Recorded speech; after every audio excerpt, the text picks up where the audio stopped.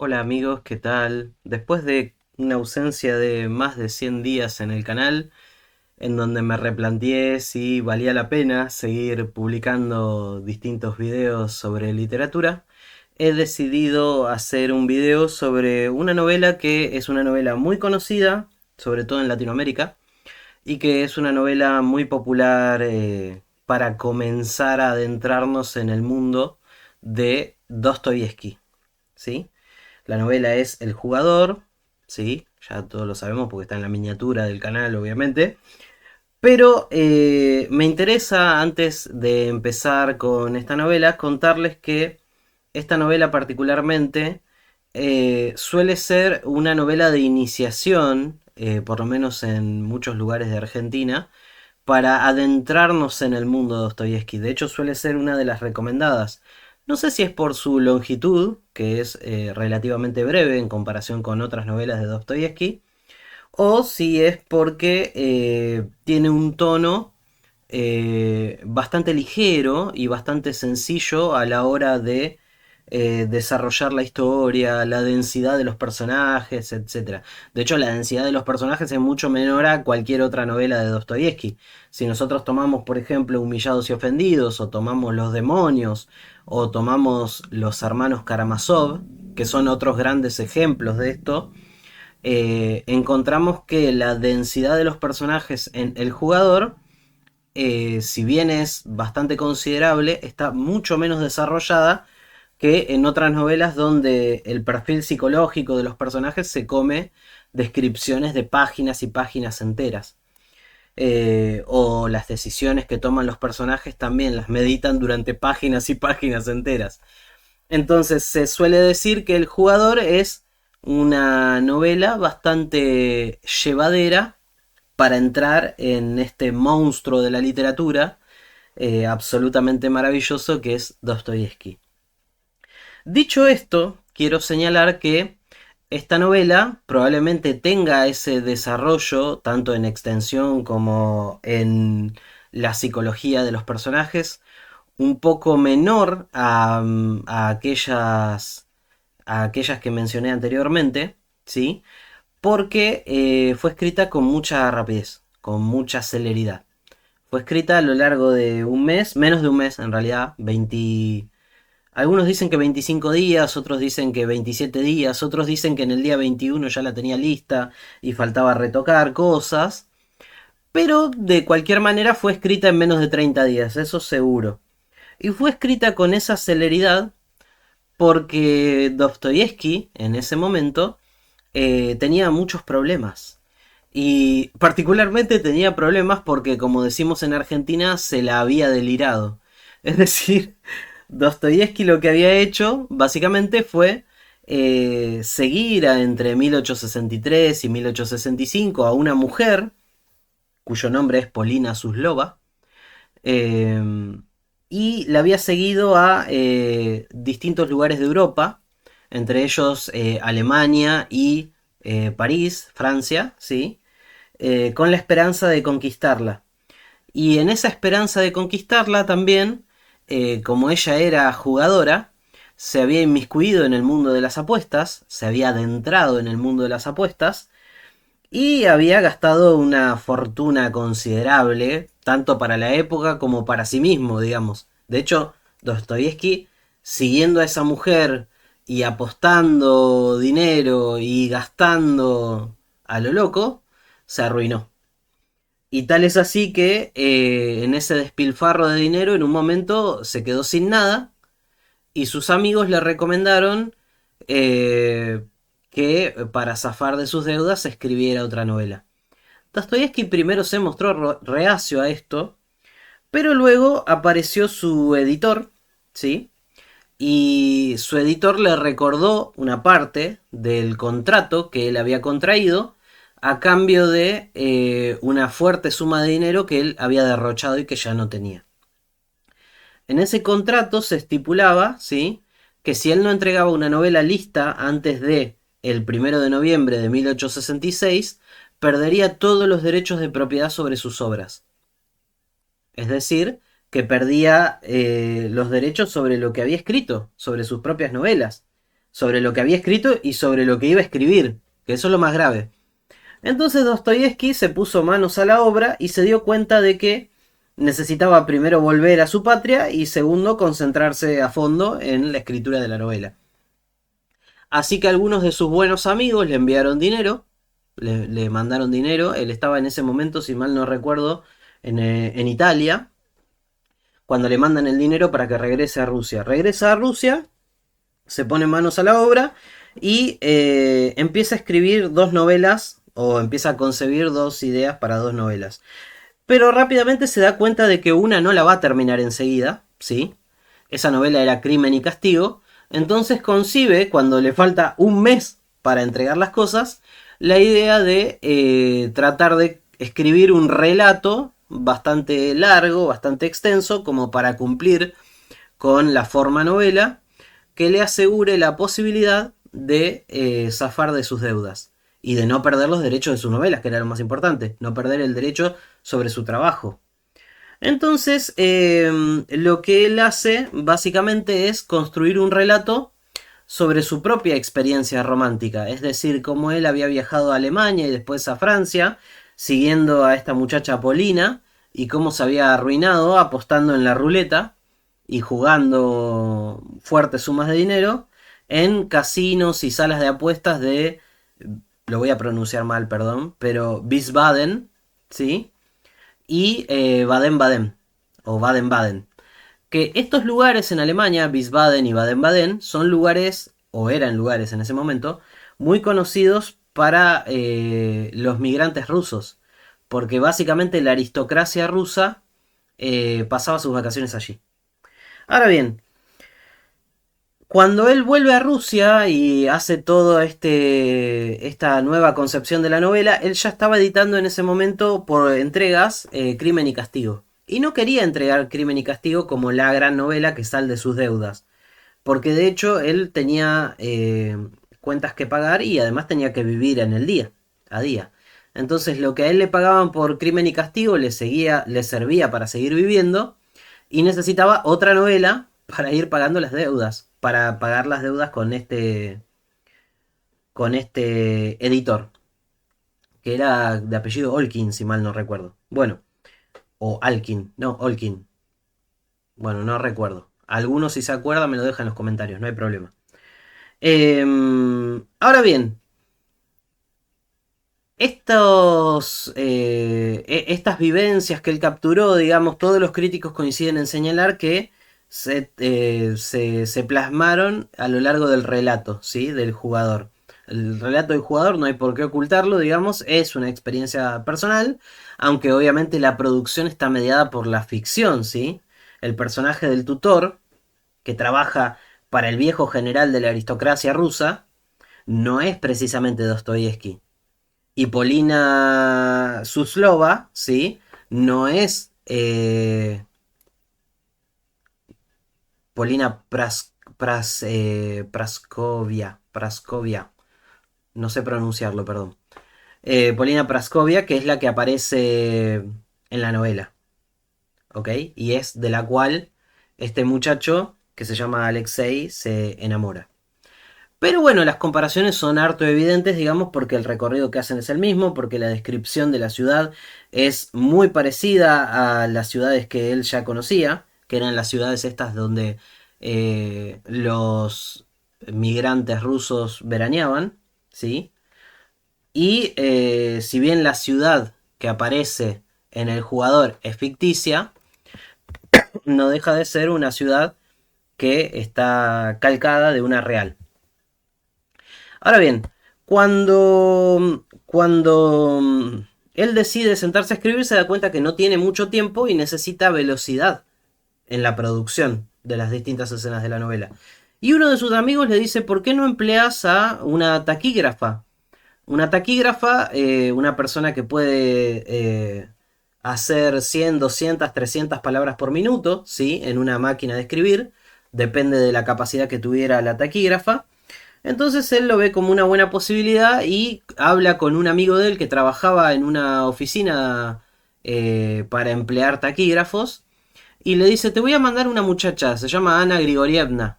Ok, le manda a Ana Grigorievna y Ana Grigorievna toma conocimiento la tarde del 4 de octubre de 1866 eh, de la persona de Dostoyevsky. Llega a la casa, se presenta, conversan, hablan, deciden trabajar juntos. Dostoyevsky primero se muestra bastante descortés o bastante rudo, pero después ella se da cuenta que en realidad es un tipo que no sabe tratar bien con mujeres, entonces es medio tonto en ese aspecto.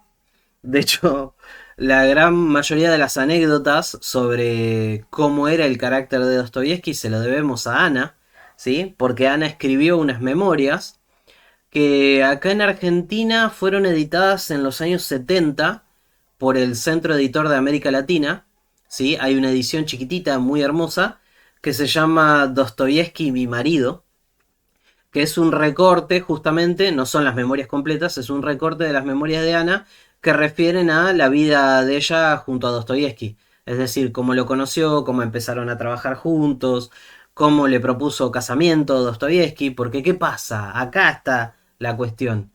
Cuando ellos terminan de escribir El jugador, que lo hacen, ya les digo, en menos de un mes, en menos de un mes terminan de escribir una novela y 7 días después, o 8 días después, no recuerdo, 7 días después o 8 días después le pide casamiento Dostoyevsky a Ana. Y Ana pasa a ser Ana Dostoyevskaya, que es su nombre de casada, digamos, que es el nombre con el que se editaron las memorias. Eh, entonces ella cuenta, ¿sí? En una escena muy interesante al inicio de sus memorias, cómo lo conoció. Que es casi una cuestión del azar. Y se casaron muy rápidamente.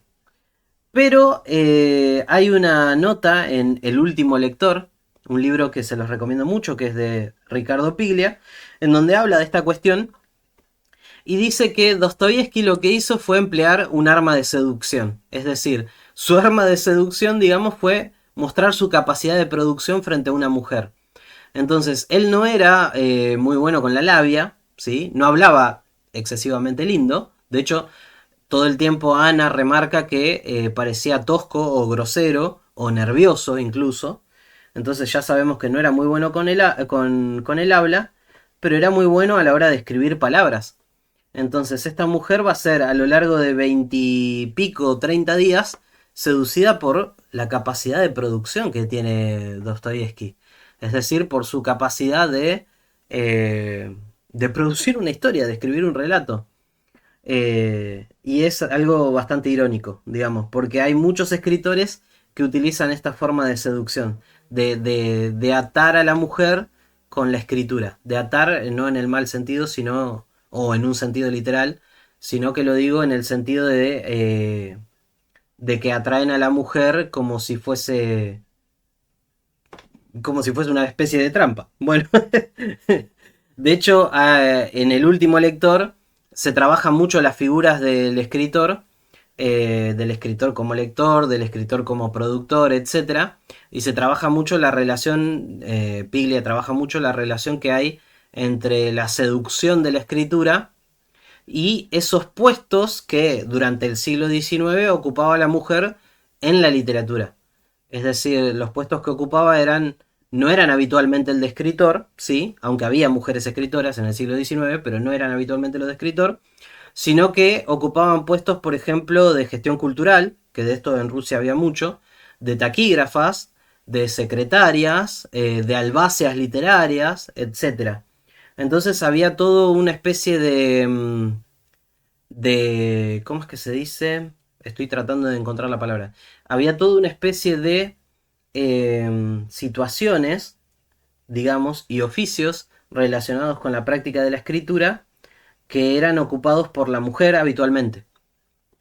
Entonces es natural que se produzcan en este tipo de relaciones, y era muy normal, digamos, que dos personas que trabajasen juntas terminasen enamoradas una de la otra o terminasen, bueno, juntas, básicamente. Ahora bien, Ana Grigorievna en sus memorias dice algo muy interesante, o Ana Dostoyevskaya dice algo muy interesante, que es que cuando... Es el episodio cuando cuenta cómo conoció a Dostoyevsky, que se los traje acá. Dice, en este momento está hablando el que es su empleador, ¿sí? Su jefe, ¿sí? En la empresa de taquígrafos.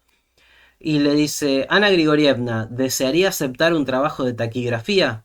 Me encargaron que buscara un taquígrafo y pensé que tal vez usted accedería. Y acá sigue una narración o una descripción de Ana Grigorievna que dice, al respecto, Olkin me aseguró que el trabajo ofrecido no requería una velocidad mayor que la que yo desarrollaba, 200 palabras por minuto, y se manifestó convencido de que podría asumir esa misión con éxito. Entonces pregunté en dónde y con quién debía trabajar. Con el escritor Dostoyevsky, me contestó. Ok, el hecho de que Olkin, que me acabo de dar cuenta que era su jefe y no el editor de Dostoyevsky, perdón por ese pifie, por ese error, em, le dice que va a trabajar con el escritor Dostoyevsky, suponiendo que Ana ya lo conocía. Y de hecho, Ana nos dice después, un poco más adelante, que efectivamente ya lo conocía, de hecho se entusiasma por eso, porque Dostoyevsky, cuando empieza a publicar a inicios de ese año Crimen y Castigo, se vuelve una sensación. Ustedes piensen que estamos hablando de Rusia, que estamos hablando del siglo XIX, que estamos hablando de 1866, ¿sí? Y que en ese momento gran parte de lo que se trabajaba en la sociedad como consumo cultural, de lo que circulaba y se producía como consumo cultural, pasaba por los diarios, pasaba por los periódicos. Entonces, el hecho de que una novela salga publicada por capítulos en un periódico hacía que a lo largo de esas entregas la gente lo vaya siguiendo como hoy podrían seguir los capítulos de una telenovela, por ejemplo. Y era una forma de consumo que era muy popular entre las masas. Incluso a veces sucedía que había una persona dentro de un grupo familiar o en una casa que sabía leer y no todas sabían leer y esa persona compraba el periódico y le leía a todos la historia para que todos justamente participasen del evento de la lectura. Como hoy podría sentarse una familia a mirar, qué sé yo, algo en la televisión. Que bueno, tampoco se sientan tanto ya hoy a ver la televisión, pero me refiero a que el consumo cultural de la época pasaba en gran parte o en gran medida a través de los periódicos, las revistas culturales, los magazines, etcétera. En fin, eh, eso es bastante interesante. Por otro lado, también es bastante interesante destacar que ellos trabajaban de una manera bastante ordenada.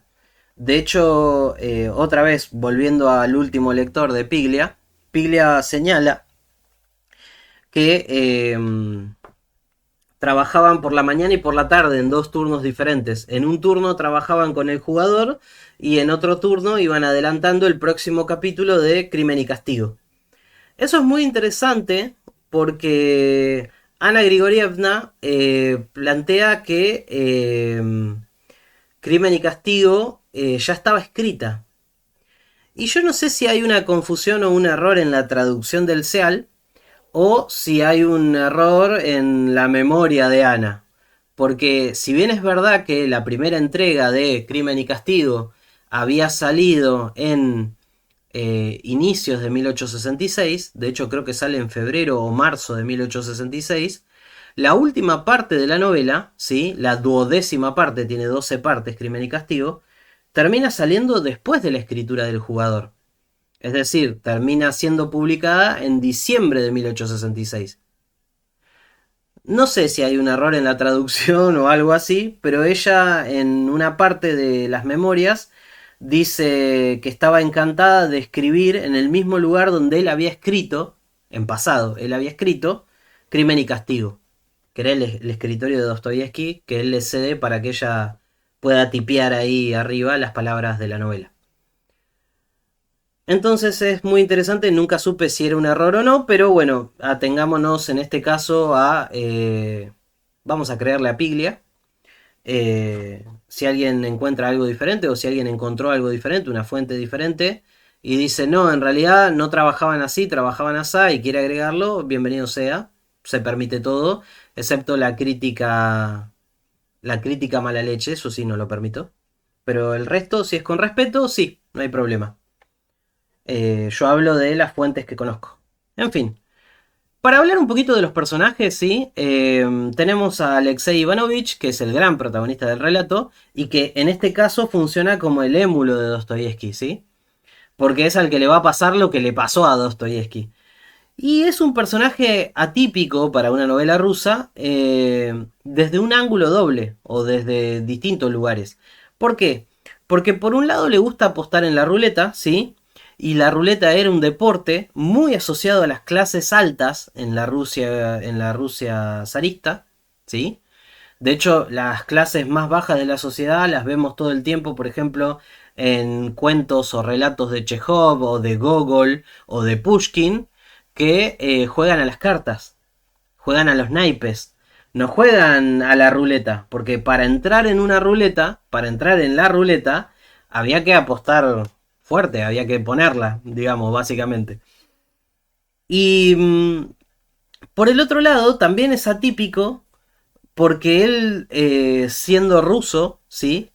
Es tutor, ¿sí? Y trabaja para un aristócrata ruso. Y eso es doblemente extraño. No porque sea tutor, sino porque la aristocracia rusa no solía emplear tutores rusos. Solía emplear tutores alemanes o franceses, obviamente privados, digamos, pero solía utilizar tutores privados alemanes o franceses para sus hijos, ¿sí? Para educar a sus hijos. Y de hecho la figura del tutor extranjero es algo muy común en la literatura de la época. Si nosotros revisamos la literatura rusa y de nuevo revisamos relatos de Chekhov o, por ejemplo si miramos a Ana Karenina o si leemos algunas otras grandes obras de la literatura, si leemos por ejemplo Los demonios, ¿sí? De Dostoyevsky, o si leemos Primer amor de Turgenev, encontramos siempre la figura del tutor extranjero, es decir, el aristócrata ruso y el tutor francés o alemán que da clases de francés o de alemán, o de francés, alemán, inglés, a los hijos, ¿sí? Pero no suele ser un personaje ruso, ¿sí? Y creo que esto tiene una explicación que tiene que ver con el hecho de que la aristocracia rusa miraba todo el tiempo a las ciudades o las capitales que a ellos les parecían importantes, ¿sí? Y una ciudad muy importante o una capital muy importante para los rusos del siglo XIX, sobre todo de la segunda mitad del siglo XIX, es París. Entonces la cultura parisina y el francés estaban en auge. Por eso la mayoría de los tutores, ¿sí? De la aristocracia rusa usaban el francés para educar a los hijos. También a veces los educaban en griego o en latín, pero en la mayor parte de las veces encontramos tutores extranjeros. Eso no significa que en tal novela, en tal párrafo, en tal lugar no aparezca un monje que enseña, no sé, griego y latín. Sí, puede pasar eso también en alguna novela rusa. Pero estoy hablando de cosas que eran habituales, no de una singularidad. Por otro lado, el personaje de Alexei, además, es de familia noble. Y eso también hace que el personaje sea típico o raro, ¿sí? Y eso lo indica el mismo narrador, que el narrador es él, ¿no? Es Alexei. Entonces, podemos deducir que su empleo, el empleo que él tiene eh, con el general Zagoriansky, ¿sí?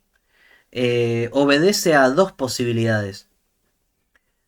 La primera y más obvia es que viene de una familia de nobles, pero venida a menos. Es decir, viene de la aristocracia, pero han quedado endeudados, posiblemente con la familia del general. Entonces se emplea como tutor para pagar la deuda, por ejemplo, que tiene con esa familia.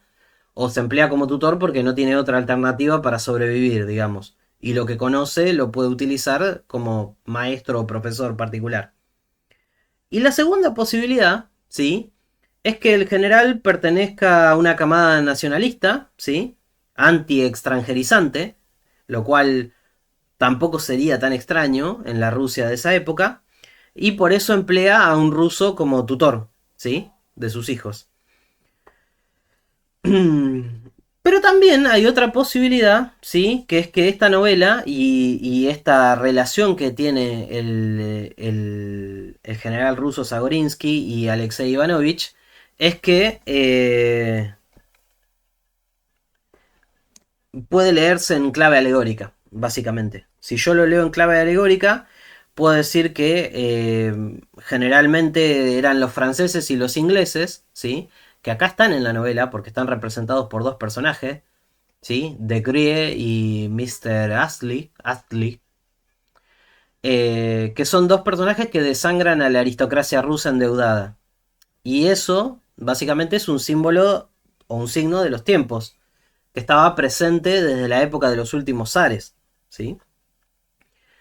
Eh, pero bueno, esto es una suposición personal y puede reforzarse en el hecho de que al final de la obra, Astley, el inglés, le da dinero a nuestro protagonista, a Ivanovich, para que corra detrás de Polina.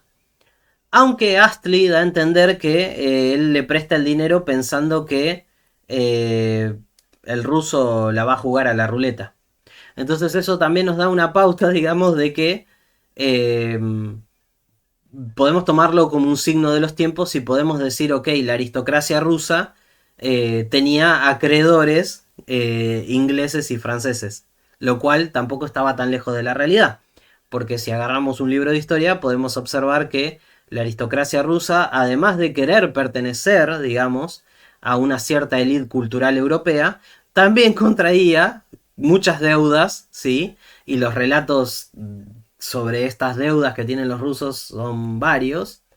De hecho, ahora si lo pienso, se me viene a la mente, por ejemplo, también eh, la figura de una baronesa o condesa rusa que había en La piel de Zapa de Balzac, por ejemplo. O se me viene a la mente un escritor italiano también que escribió una novela en donde habla sobre un aristócrata ruso, que no lo voy a quemar todavía porque quiero hablar de eso al final del video. Entonces, volviendo a esto, ¿sí? Y volviendo a los personajes, vamos a adelantar un poquito. Podemos decir que toda esta historia se desarrolla en esta ciudad imaginaria que se parece a Wiesbaden, ¿sí? Pero que en realidad en la novela se llama Rulettenburg. Y la filiación con ruleta, roulette, ¿sí? Es muy obvia, es ciudad ruleta, ciudad de la ruleta, ¿sí? La afiliación, digamos, con el juego es directa. Es una ironía, obviamente. Y hay otra cuestión que es interesante, que es que la ciudad, sobre todo la parte del hotel y cómo es la descripción del lugar del hotel, también se parece a un balneario, ¿sí? Que se llama Baden-Baden o Baden-Baden, que es un lugar donde también la aristocracia rusa solía pasar las vacaciones. Solían irse de vacaciones a ese lugar. Esto ya lo conté antes, pero lo vuelvo a traer. Entonces tenemos dos ciudades, digamos, que funcionan como la base ficticia para la creación de Rouletteburg o Roulettenburg, depende de la traducción. Eh, por otra parte, el hecho de que se llame Ciudad Ruleta o Ciudad de la Ruleta tiene que ver también con que el juego con el que se arruinó Dostoyevsky es la ruleta. O sea, Dostoyevsky apostó como Alexei Ivanovich en la ruleta y le fue bastante mal. Eh, nada, eso, por un lado. Por el otro lado, quería rescatar una cuestión también, que es que esta novela, ¿sí? Tiene una afiliación bastante interesante y muy conocida por muchos lectores argentinos, que es con Cicatrices de Juan José Saer. Cicatrices de Juan José Saer, ¿sí? Es una novela publicada en 1969 que tiene un capítulo entero dedicado a crear una conexión directa con la novela El Jugador. Porque hay un personaje que se arruina porque tiene ludopatía, precisamente, es decir, la enfermedad del juego, y apuesta hasta el dinero que no tiene y se endeuda cada vez más y nunca puede salir de ese lugar hasta que finalmente se arruina. Eh, la afiliación no es obvia porque lo digo yo, sino porque la han analizado muchos críticos y porque también hay una referencia directa a la novela El jugador de Dostoyevsky en la novela de Juan José Sáez, Cicatrices. Entonces, la afiliación es directa, es totalmente obvia. Cualquiera que haya leído la novela la conoce. Si no la conocen, se las recomiendo ampliamente. Es un novelón del argentino, es una maravilla. Y ya que estamos, también quiero mostrar esto que adelanté un poco atrás en el video, que es esta afiliación que existe entre las formas de la aristocracia rusa, su endeudamiento, sus maneras de vivir en Europa, y una novela de un escritor napolitano, ¿sí? Que se llama Estremecimiento, de 1897. El escritor es Federico de Roberto. Es bastante desconocido en Argentina y no sé si es muy conocido en América Latina. Pero si quieren leer algo de él, esta novela es maravillosa. Ahora bien, acá en esta novela precisamente no hay un jugador, ¿sí? No hay un ruso que apueste y se pierda, pero hay un ruso endeudado.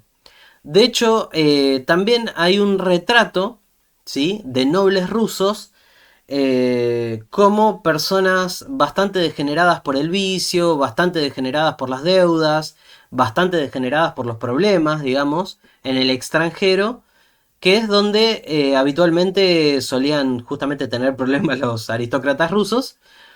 Y es un relato muy certero también de una cierta clase social rusa del siglo XIX que no solo está totalmente endeudada, sino que además está sumergida en un nihilismo profundo. Y es muy interesante porque esta figura de los nihilistas, ¿sí? Los nihilistas rusos, nobles aristócratas rusos que jóvenes no esperan nada de la vida y viven la vida de una manera absolutamente autodestructiva, es una figura que se repite en otra novela de Dostoyevsky, que es Los demonios, ¿sí? En donde los demonios hay una afiliación directa con ciertos grupos nihilistas, con cierta filosofía nihilista, que tratan de destruir la sociedad solo por el hecho de verla arder. La famosa frase que aparece en el Batman de Nolan. Hay tipos que solo quieren ver arder al mundo. Bueno, estos nihilistas rusos básicamente tenían esa cuestión con la sociedad. En la mayoría de los casos eran anarquistas individuales, etcétera. Pero bueno, tenían una filosofía totalmente autodestructiva para con la sociedad y para con ellos mismos. Y esta figura se repite también en la figura de Alexei Ivanovich, totalmente perdido y sin esperanza, porque cuando él se da cuenta de que Polina se va, él la sigue a París y sigue gastando dinero que no tiene y sigue cayendo en sus trampas y sus mentiras y se sigue arruinando y llega un momento donde ya nada le importa en la vida, solamente seguir jugando. Entonces ese retrato desesperanzador, donde parece que no hay escapatoria, donde parece que no hay redención posible, era un relato muy propio de la época y era un relato en el que una y otra vez también solemos encontrar ejemplos en la literatura rusa de esta época. En este caso traigo la novela de Federico de Roberto porque si bien es una novela de finales del siglo XIX y es una novela de un escritor napolitano, ¿sí? Repito, de Nápoles, ¿sí? Italia. Es una novela que describe justamente a uno de los protagonistas, que es un aristócrata ruso, justamente como un tipo totalmente descreído, violento, totalmente autodestructivo, etcétera. Es decir, la misma figura que encontramos con diferentes matices en muchas otras novelas de la literatura rusa. En fin, hasta acá hemos llegado. Si te ha gustado este video, por favor deja tu like. Si querés dejar un comentario con buena onda, deja un comentario con buena onda. Si no querés comentar nada, no hay problema. Si querés seguirme, seguime. ¿Sí? Esto es Papeles de un Lector, no te olvides. Y también podés buscarme por Instagram, que también tengo el mismo nombre, Papeles de un Lector, en donde voy subiendo básicamente los libritos que voy leyendo. Ah, no les mostré mi edición. Yo tengo una edición de Dostoyevsky que es una edición de Gredos, ¿sí? Es una edición de la novela de Gredos. No se preocupen que esto no es todo el jugador. Esto es Crimen y Castigo más el jugador. Las dos novelas que salieron publicadas ese mismo año. Y en su momento, cuando la colección de Gredos era barata, valió completamente la pena comprarlo. También hay otras ediciones que son mucho más económicas y bastante baratas. Recomiendo particularmente la edición de Salvat, pero la nueva, no la vieja. Hay una edición muy vieja de Salvat que es en esta colección, ¿sí? Que tiene una traducción bastante pasable. La voy a mostrar en grande por las dudas. Esta. Que tiene una traducción bastante pasable, ¿sí? Pero esta es de Pushkin, ¿eh? No estoy mostrando el jugador. Digo que es esta la editorial. Esta la edición. Pero tiene un problema que es que cuando uno la abre se le salen las hojas. Básicamente se despegan, está mal pegada. Y hay una versión más moderna, ¿sí? Que generalmente tiene más suerte. Si encuentran la edición moderna de Salvat, no es una mala traducción, así que se las recomiendo también. Eso ha sido todo por hoy. Les agradezco que hayan visto el video hasta el final y nos vemos la próxima. Chau chau.